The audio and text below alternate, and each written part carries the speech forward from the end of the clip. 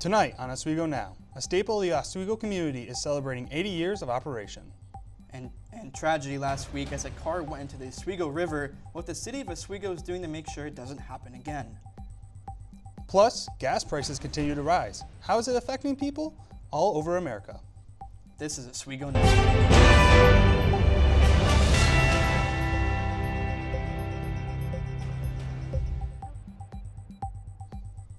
Good Friday evening. I'm Dylan Ford. And I'm Parker Voris. Gas prices in Oswego County are the highest they have been in over 2 years, and locals are starting to feel the effects. Oswego Now's Alejandra Dickens tells us how drivers are coping. If you've been driving lately, you surely noticed the rise in the price of gas. As of now, the average cost for a gallon of regular fuel in the Oswego region is about $3.81, and the national gas price is on the verge of hitting $4, a price it hasn't been since 2022. And while seasonal demand this time of year can increase price, the growing conflict in Iran has led to this current surge. Kevin Walker, the manager of a local gas station, has seen the rise affect the residents of Oswego. Because they see number go up, but numbers don't really mean anything to people. But like when you feel it in your actual purchasing ability, that affects people. The conflict in Iran has crippled the key Strait of Hormuz, a primary route for oil transportation, producing the biggest oil supply disruption in history. The strait has been closed for over 3 weeks, and President Trump says he believes that the U.S. and Iran will come to terms on an agreement to end the conflict. Improvements in prices have been seen this week because of Trump's optimism. Delivery drivers like Nate Hand are seeing the way higher prices affect their jobs. I'm fortunate enough to have a newer car where I get pretty good gas mileage, but I know for a lot of people that maybe might not be in a position of financial stability like myself, it can be hard to want to, it's like fill up your car or even want to continue working. If you're looking to save, keep an eye out for the lowest prices, but be aware that costs could shift in the coming weeks. I'm Alejandra Dickens, Oswego Now. With prices continuing to surge at the local level, there is national attention as the prices at the pump continue to skyrocket. Sohad Amoud is tracking gas prices around the country. Sohad? Currently has regular gas price of $6.29, making a $2.55 difference compared to here in Oswego.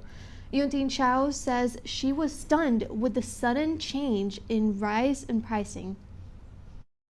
And I remember that morning I went there, I noticed the price went up a lot. It's like 5.7. And I went to another gas station like later that week because I was just like passing by. I saw the price is like 6.2. I was like, oh, what's happening?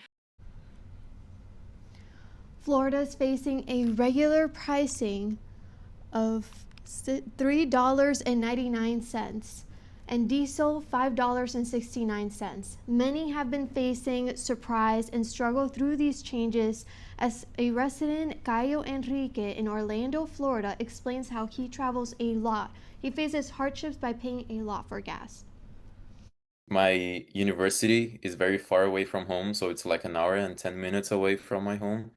So I definitely have to pay a lot for gas pricing. So that affected me very much. As we keep moving forward, in Texas, the regular gas price is $3.51. As for diesel is around $4.89, which has surprised some residents since the gas pricing used to be lower. Resident in San Antonio, Texas, Cynthia Jones explains how much she pays, so much more than before, which has caused a lot of hardship for her. The minimum I used to fill up my car is $85. So it went up significantly, like $30+ dollars. So it has been very, how can I say it, painful. Comparing California to Florida and Texas, people here in Oswego, New York, they have been impressed with the changes as well, as it has been surfacing so far with the gas pricing. Jack Hallam says he used to pay much less compared to how much he pays for now. And it was like, I could fill up my car $25 for full tank of gas. Now it's 40, it's double, and that's a lot more money than I used to have to spend.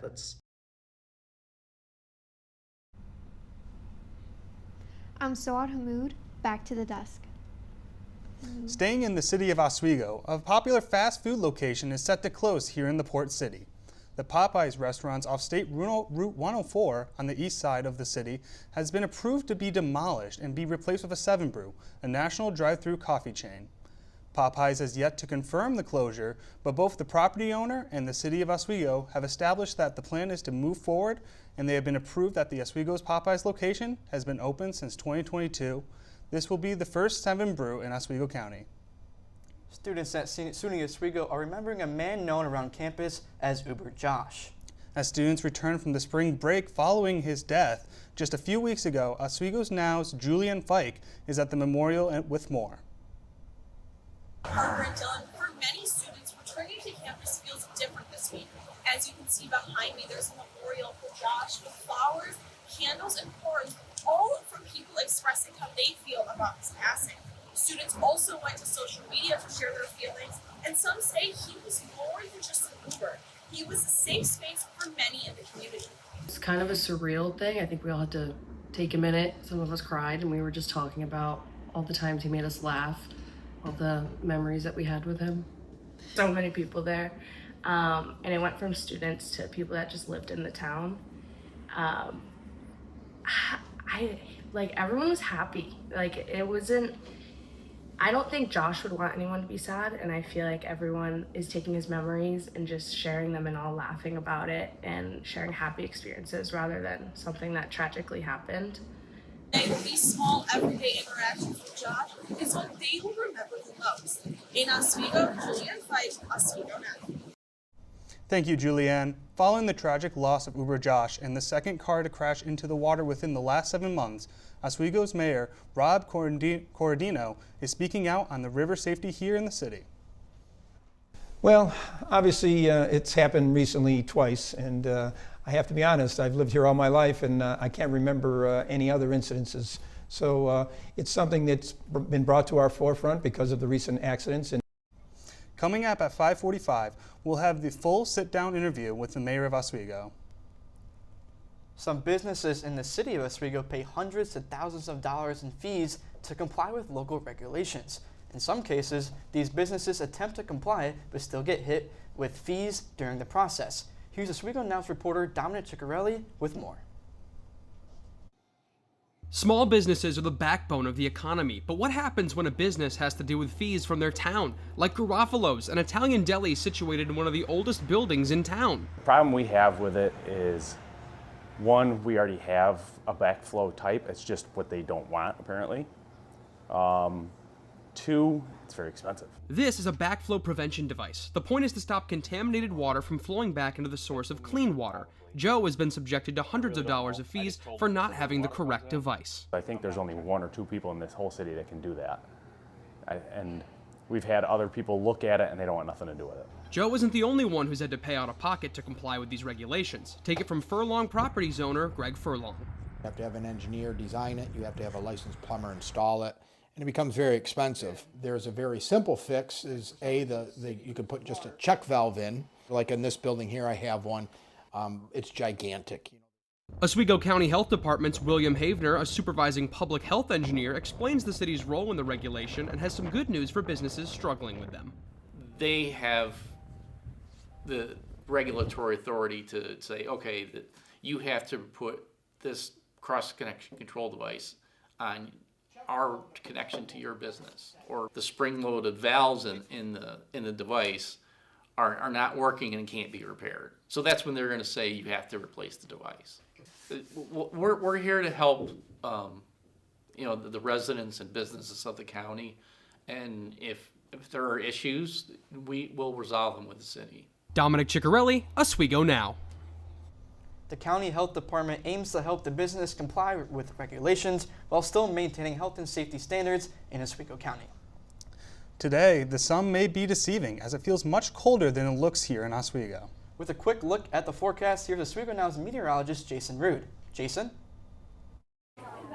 Thanks, guys. Well, as you can see behind me, looks can be deceiving because it does look very sunny, not a cloud in sight, but it is still relatively cold, below the 30s, 27 degrees right now, with wind gusts up to 17 miles per hour, making it almost 20 degrees. Of course, that will lighten up throughout the evening, and we could potentially be looking at more snow coming to Oswego as the weekend continues. More from me later. Back to you guys at the desk. Thank you, Jason. Rudy's is now open for the season and is celebrating something special. It is the 80th year for the restaurant, and the fish sandwich staple keeps customers coming back over multiple decades, like this man who I spoke with earlier today. Probably 60. What were the lowest prices you remember way back in the day? 45 cents for a fish and chip. The food, the quality has always been excellent. That's why we keep coming back. We don't care about the price, we just know the food is good. I know how I feel about the food, but our digital team for Oswego Now offers their full review on our website, oswegonow.net. Coming up, a celebration of Women's History Month right here in Oswego. And a deep dive into the creation of the Pledge of Allegiance right here in New York. Oswego Now, I am your meteorologist, Jason Rude. Let's look at today's weather headlines. First up, snow is still around in the springtime. That is right, we could be expecting some more snow coming into Oswego over the weekend, but it won't be for long because things are starting to heat up as we will be going into the mid-40s, possibly 50s towards the end of the weekend. But of course, as we go straight into April showers are set to return next week. So don't throw out those raincoats yet. You're still going to need them. And with all of these weird temperature changes, will these warm temperatures stick around? Meanwhile, let's go ahead and look at the current conditions. Oswego currently is in 26. It's partly cloudy outside, very sunny, and it does feel like 20 degrees with the wind chill. Wind is up to 17 miles per hour. Meanwhile, in Fulton, Pulaski, and Phoenix, they're all 26 degrees currently, and all with the same conditions. So it is relatively, sunny outside, but it is still very, very cold. Meanwhile, taking a look at the current temperatures around New York State, we see that Buffalo is currently at 32 degrees and Syracuse is meanwhile at 31, Plattsburgh at 29, Albany at 40, and New York is at 51. Looking forward to your Sunday planner, morning will be showing some snow showers coming in, about 30%, lows of about 26. Meanwhile, in the afternoon, we have partly cloudy, high of 32, and then fully in the evening, clear clouds will be coming in, 29 degrees. Tonight, expect 5 o'clock, temperatures to go up at 28%, and wind chill will be rising, increasing clouds with a low of 22. 5-day forecast. High of 34 and 27 on Saturday, 48 on Sunday, 49 Monday, and then rainy Tuesday and Wednesday. That's all for me. Back to you guys at the desk. Thanks, Jason. The countdown has started to the 250th anniversary of the United States. Our very own Emily Mike's hometown holds an important historical figure and an important historical mantra. Kids say it in school every day. It kicks off government meetings. But did you know the Pledge of Allegiance was born in a small village in western New York? Welcome to Mount Morris, the birthplace of Francis Bellamy, creator of the Pledge of Allegiance. Now you're wondering, how did this small town man get to write the popular pledge? Livingston County historian Holly Watson has the answers. So the pledge was originally written in 1892 as kind of a result of a new patriotic campaign by the Youth's Companion magazine. Francis Bellamy, the man of the day, was an editor at that magazine, and he was apparently tasked by his boss to create a salute to the flag. However, there's more than one history buff in Mount Morris. Yale student Ellie Lonsberry lives in Bellamy's childhood home. This town is filled with old houses. It's filled with houses coming from this time period, and in any one of them you can think of the history that was here. But when you're told this is a place where history happened, you look for it. When the pledge was first written, Bellamy's draft could have been used for any country, read as follows: I pledge allegiance to my flag and to the republic for which it stands, one nation, indivisible, with liberty and justice for all. As we approach the 250th anniversary of the United States, Remember that even the smallest of villages can hold big history. In Mount Morris, where we go now, I'm Emily Mike. The 250th anniversary of the United States is just 99 days away. For more information about the pledge's history, visit oswegonow.net. We are highlighting another special celebration, as an evening of elegance and empowerment will bring the community together as we celebrate women's history in a unique way that's meaningful and that unmasks the strength. Celebrating her story is the theme. Behind the event hosted by the Women's Center to honor the resilience and impact of the woman across generations. The meaning of Masquerade is just showing your support, showing that you don't have to hide your womanhood, showing you don't have to hide who you are. But it's also good to have some anonymity when you're being a woman, to have that ability to just go ahead and just speak out, talk to other people. And yeah, it's just going to be a great night. Focus on elegance, empowerment, and excellence. The event will take place tomorrow at 7 p.m., promising to be more than just a celebration. It's a tribute to her story in the making. Coming up next, the full interview with Oswego Mayor Rob Corradino and more on the river safety in the city. We'll be right back. Welcome back to Oswego Now. Following a tragic car crash last week, the community is mourning the loss of an Uber driver known for getting Oswego students home safe. Oswego Mayor Rob Corradino is looking to add new safety measures to ensure these incidents don't happen again. I sat down with the mayor to discuss the changes that are being made.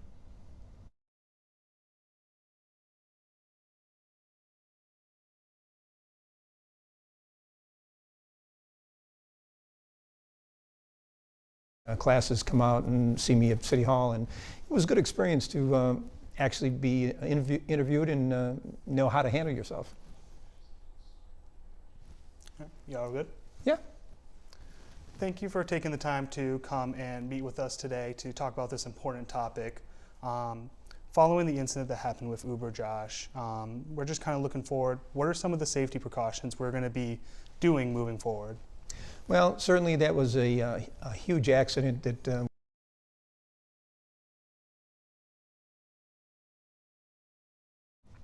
we will continue to keep you updated on the construction and implementation of these new barricades.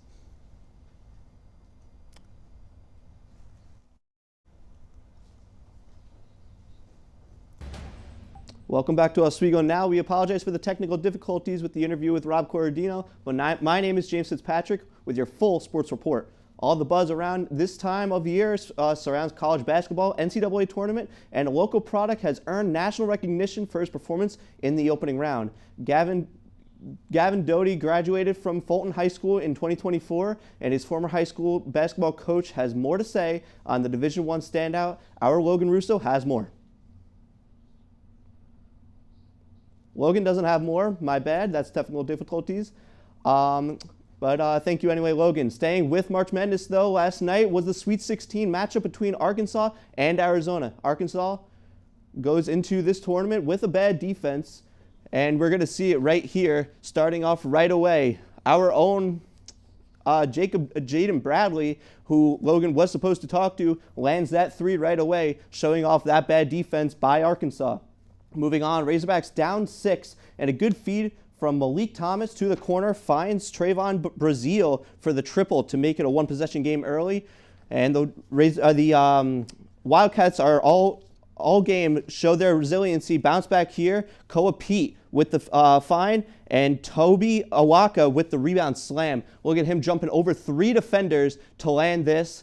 The bench is hyped up, and Arizona up 12 in the first half, but not for long. A big 3 for Arkansas to get them right back in it. Doesn't last long, though. Toby Awaka again off the bench for this game. He's on fire in this first half. In the second half, a big steal by Arkansas momentarily, but then Arizona steals it right back. And that's how they're winning this game, folks. In the second half, Arkansas with the ball again, and a rebound slam once again for the Razorbacks. But Arizona continues running away with this one.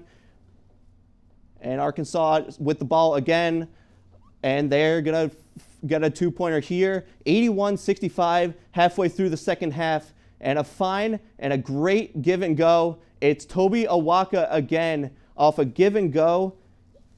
He finds the net, and it's another point scored for Arizona, and they're going to take this one 109-88, and they're moving on to the Elite Eight. Congratulations to Arizona, making it this far. That's it from sports. I'm James Fitzpatrick, sending it back to the desk.